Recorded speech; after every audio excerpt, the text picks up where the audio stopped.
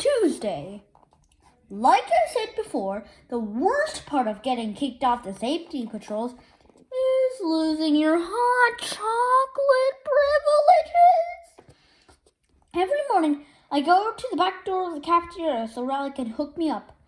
But either my friend has gone deaf or he's too busy kissing the other officers' butts to notice me at the window. Psst, psst. Tap, tap, tap, tap, tap. In fact, now that I think of it, Riley has been totally giving me the cold shoulder lately. And that's really lame, because if I recall correctly, he's the one that sold me out. Even though Riley has been a total jerk lately, I tried to break the ice with him today. Anyway, but even that didn't seem to work. Hi, pal. Piff. April. Friday.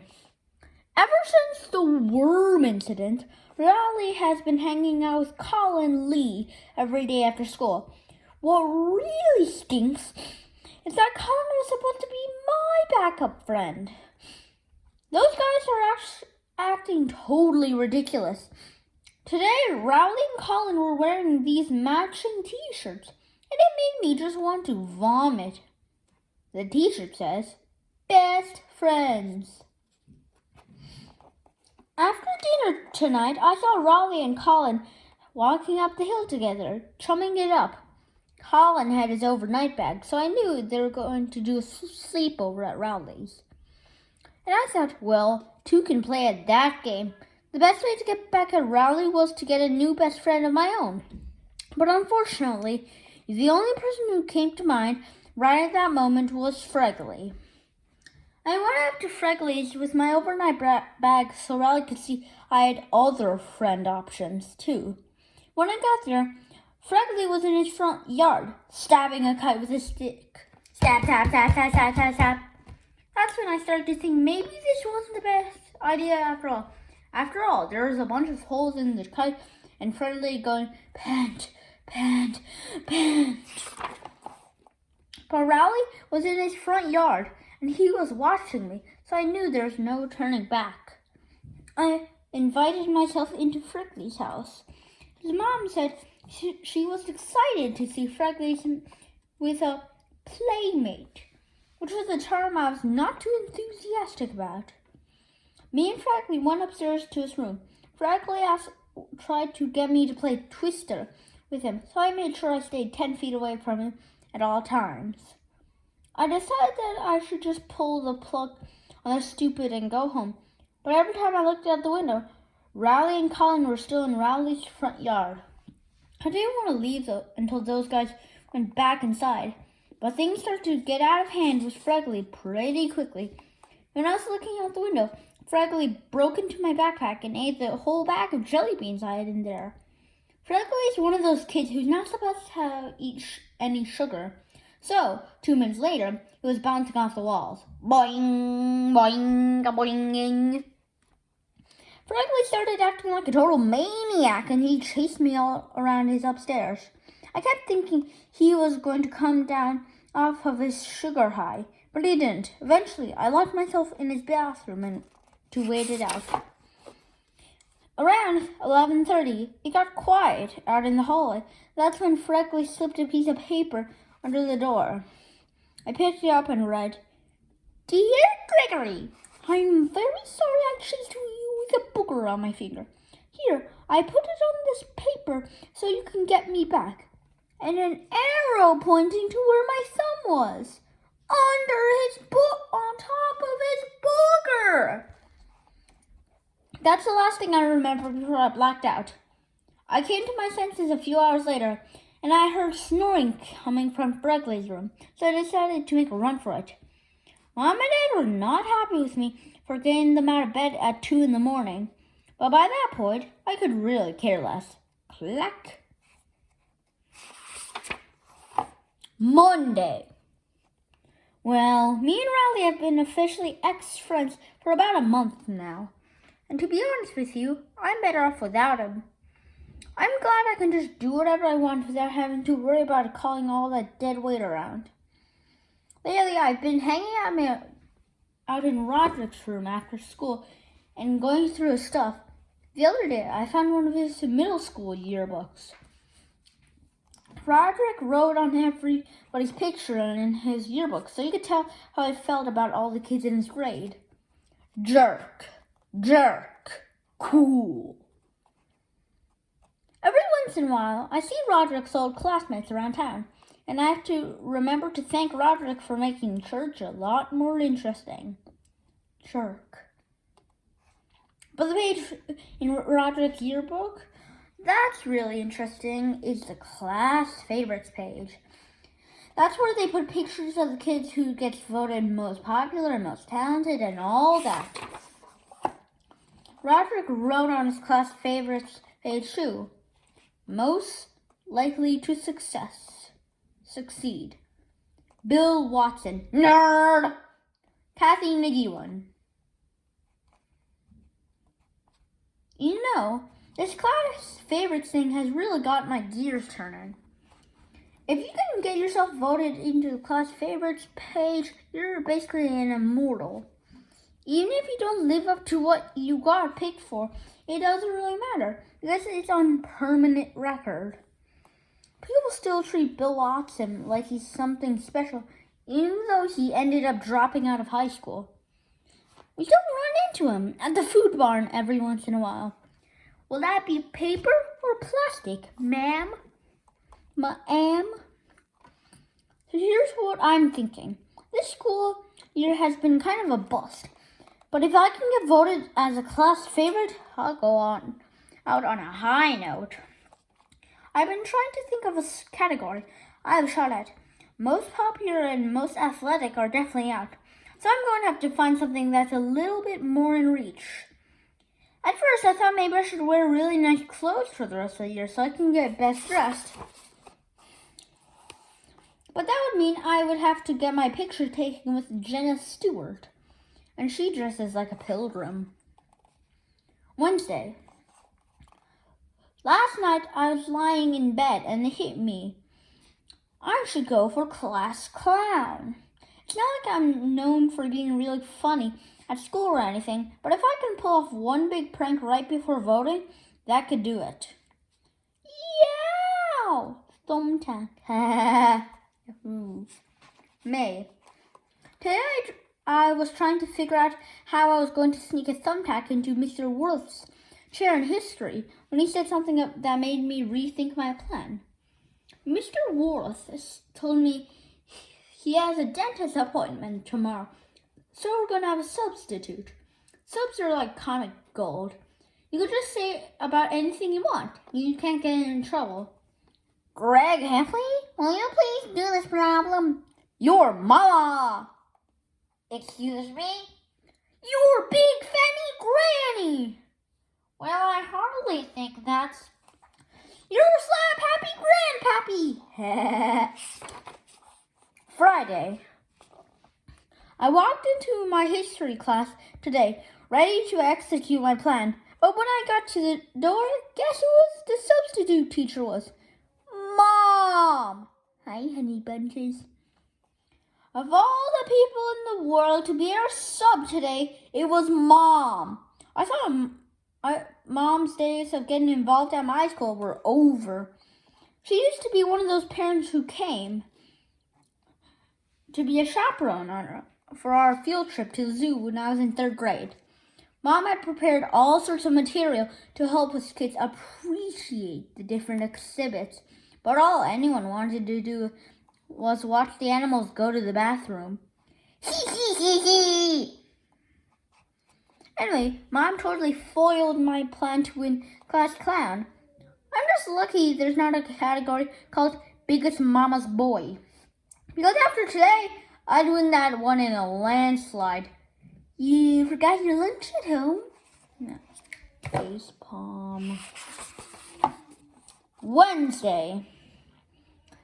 The school paper came out again today. I quit my job as being school cartoonist after Train the Curious Student came out. And I didn't really care about who they picked to replace me. But everyone was laughing at the comics page at lunch. And when I opened it, I couldn't believe my eyes. It was Zooey Mama. And of course, Mr. Ira didn't change a single word of Rowley's strip. Hey, beautiful lady, do you want to go on a date with me? I'm not a lady, I'm just one of those dogs with long hair, so no thanks to that date. Zooey, mama! So now Rowley's getting all the fame that was supposed to be mine. Will you put us in your comic? Sure.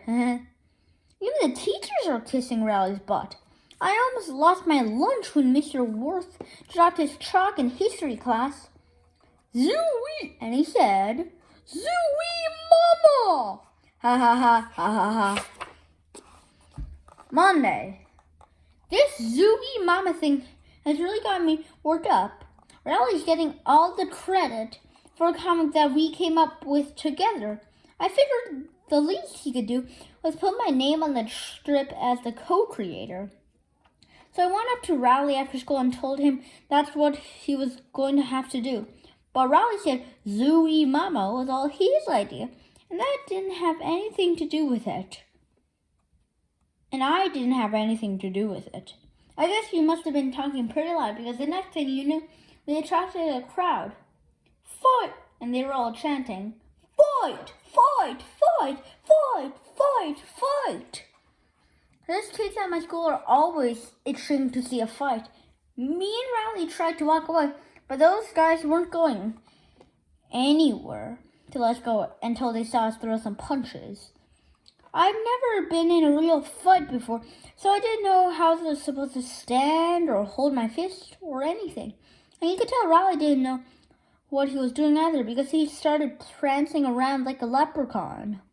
I was pretty sure I could take Rowley in a fight, but the thing that made me nervous was the fact that Rowley takes karate, and I didn't know what kind of hocus pocus they teach in Rowley's karate classes.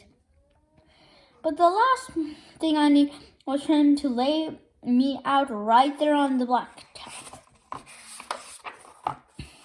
Before me and Rowley made a move, there was a screeching noise in the parking lot. A bunch of teenagers had stopped their pickup truck, and they started piling out. I was just happy everyone's attention was on the teenagers instead of me and Rowley. But all the other kids took off when the teenagers started heading our way. And then I realized that these teenagers looked awfully familiar. That's when it hit me. These were the same guys who chased me and Rowley around on Halloween night, and they had finally caught up with us. But before we could make a run for it, we had our arms pinned behind our back. Those guys wanted to teach us a lesson for taunting them on Halloween night, and they started arguing over what they should do with us. To be honest with you, I was more concerned about something else. The cheese was only a few feet from where we were standing on the blacktop, and it was looking nastier than ever. The big teenager must have caught my eye, because the next thing I know, he was looking at the trees too, and I guess that gave him the idea. Now, I don't want to say exactly what happened next, because if Rowley ever tries to run for president and someone finds out about what these guys made him do, he won't have a chance. So I'll put it this way. They made Rowley blank, blank, blank, the cheese. Smarter! Yes! Yes! I knew they were going to make me do it, too. I was starting to panic because I knew that I wasn't going to be able to fight my way out of this situation. I did some fast talking instead. I would, but I'm allergic to dairy. And believe it or not, it actually worked. You're lucky, punk. I know. I guess the teenagers were satisfied they had made their point, because after they made Rowley finish off the rest of the cheese, they let us go. They got back in their truck and took off down the road. Me and Aloud walked home together, but neither one of us said anything on the way back. I thought about mentioning to Rowley that maybe he could have pulled out a couple of his karate moves back there, but something told me to hold off on that for right now. Tuesday. At school today, the teachers let us outside after lunch. It took about 5 seconds for someone to realize the cheese was missing from its spot on the blacktop. Hey! Everybody crowded around to look at where the cheese used to be. Nobody could believe it was actually gone. People started coming up with these crazy theories about what happened to it. Somebody said that maybe the cheese grew legs and walked away. And took all of my self-control to keep my mouth shut. And if Riley wasn't standing right next to her, I honestly don't know if I could have kept quiet. I told the guys who were arguing over what happened to the cheese were the same ones who were egging me and Riley on yesterday afternoon. So I knew it wasn't going to be long before someone put 2 and 2 together and figured out that we must have had something to do with it, aka 4. Riley was starting to panic, and I don't blame him either. If the truth ever came out about how the cheese disappeared, Riley would be finished. He'd have to move out of the state, or maybe even the country. That's when I decided to speak up. I told everyone that I knew what happened to the cheese. I said I was sick of it being on the blacktop, and I just decided to get rid of it once and for all. For a second there, everyone just froze. I thought people were going to start thanking me for what I did, but boy was I wrong. For a second there, everyone just froze, and I thought people were going to start thanking me. I really wish I had worded my story a little differently, because if I threw away the cheese, guess what that meant? It meant that I had the cheese touch. Scream! June. Friday. Well, if Rowley appreciated what I did for him last week, he hasn't said it, but we started hanging out after school again. So I guess that means me and him are back to normal. Diaper rash ahead. Boo-ah! I can honestly say that so far, having the cheese touch hasn't been all that bad. It has got me out of doing square dance unit in phys ed because no one would partner up with me, and I had a whole lunch table to myself every single day. Today was last day of school, and they handed out yearbooks after 8th period. I flipped out to the class favorites page, and here's the picture that was waiting for me. Class clown, Riley Jefferson. Yoo-wee, mama. All I can say is, if anyone wants a free yearbook, they can dig one out of the trash can in the back of the cafeteria. You know, Riley can have class clown for all I care, but if he ever gets too big for his britches, I'll just remind him that he was the guy who ate the CHEESE. The end.